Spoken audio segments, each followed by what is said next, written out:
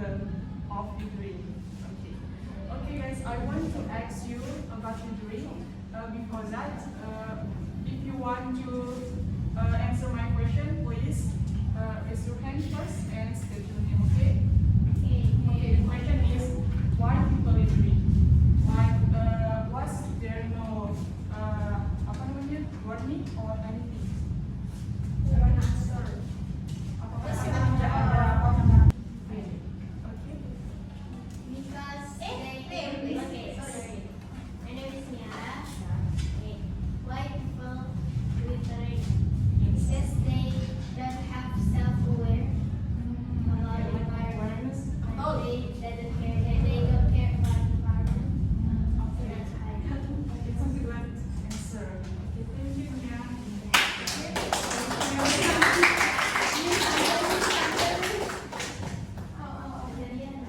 Anyone else want to answer my question? Itu yang cowok laki-laki mungkin. Ya. Jawab. Oke, sudah. Why people do it? Your name please. My name is Tata, and I'm from Islamabad.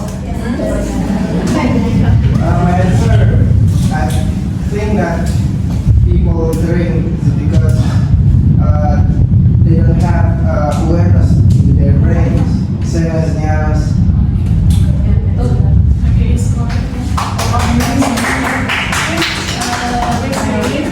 My name is Mawar. I think why people always do that because maybe they see other people do like the thing. Maybe they do that. Yeah, I think that's all. Thank you Mawar. What reason of Why people still why people still drink? Okay. After discuss, will you to make group, one group, 5 people. You understand? Yes. Yes. Good.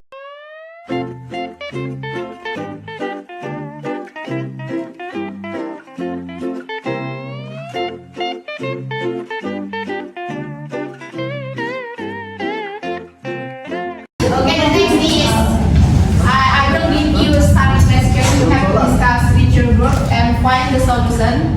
You have to present your result.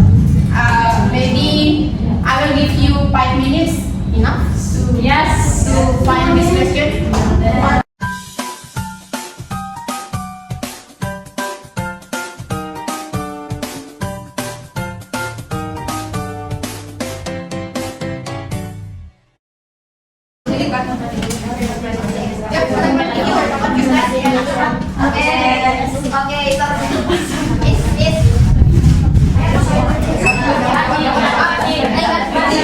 A few moments later.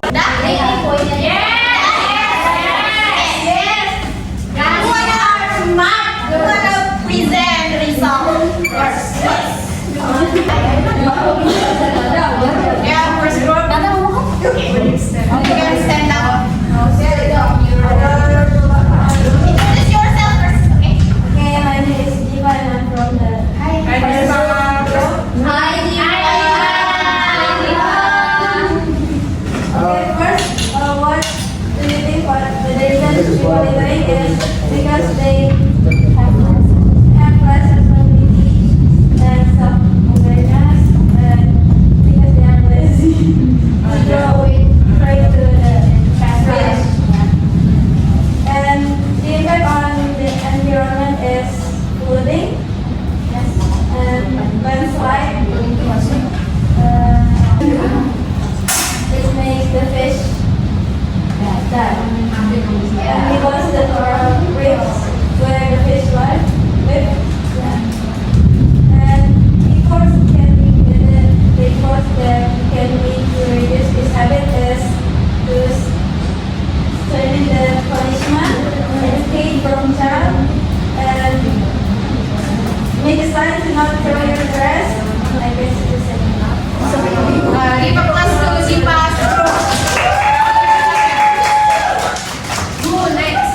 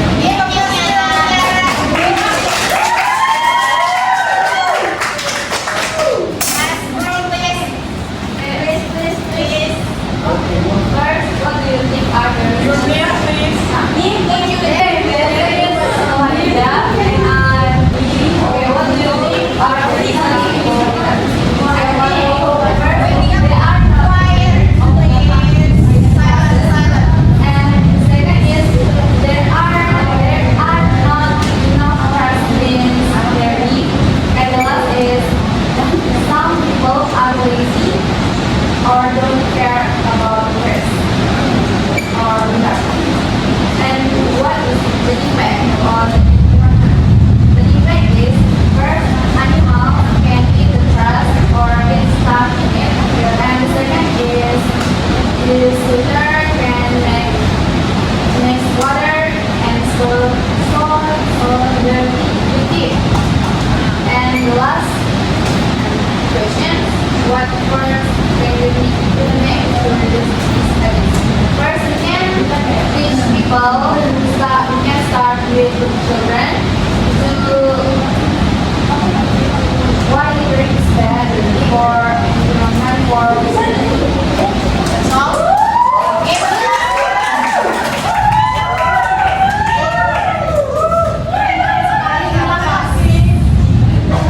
Okay, for the conclusion, littering happens because people are not awareness of the impact. Okay? Don't care enough, and there are not enough disposal of options. And then it harms the environment by polluting the land, the water, the air, and also harming wildlife. And to fix this, we need to educate people, provide better waste management, enforce laws, and get communities involved. If we all work together, we can make the environment cleaner and healthier.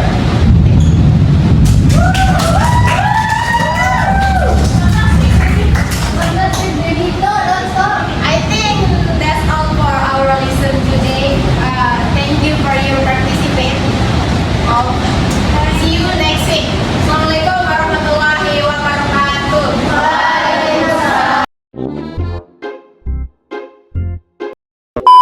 Assalamualaikum warahmatullahi wabarakatuh. Good afternoon, everyone. We are from Group 10. Today we will present our PPT. The topic is problem-based learning. But before that, let us introduce ourselves. Me first, I am Nolisa Fitri. I am Dajjala Fatinara Paipa. I'm Nona Fitriani. Yeah. Me as a first speaker. The first I want to tell you is what is PBL or problem-based learning. Problem-based learning is a student-centered approach in which students learn about a subject by working in groups to solve an open-ended problem like what we did at the mini lesson. And then this problem is what drives the motivation and the learning. Next. The second is history of problem-based learning. So PBL or problem-based learning originated in McMaster University Medical School, Canada in the 1960s.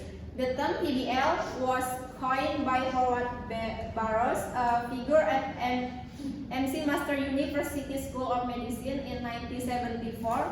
So PBL was popularized by Barrows and Tamlin in the late 20th century.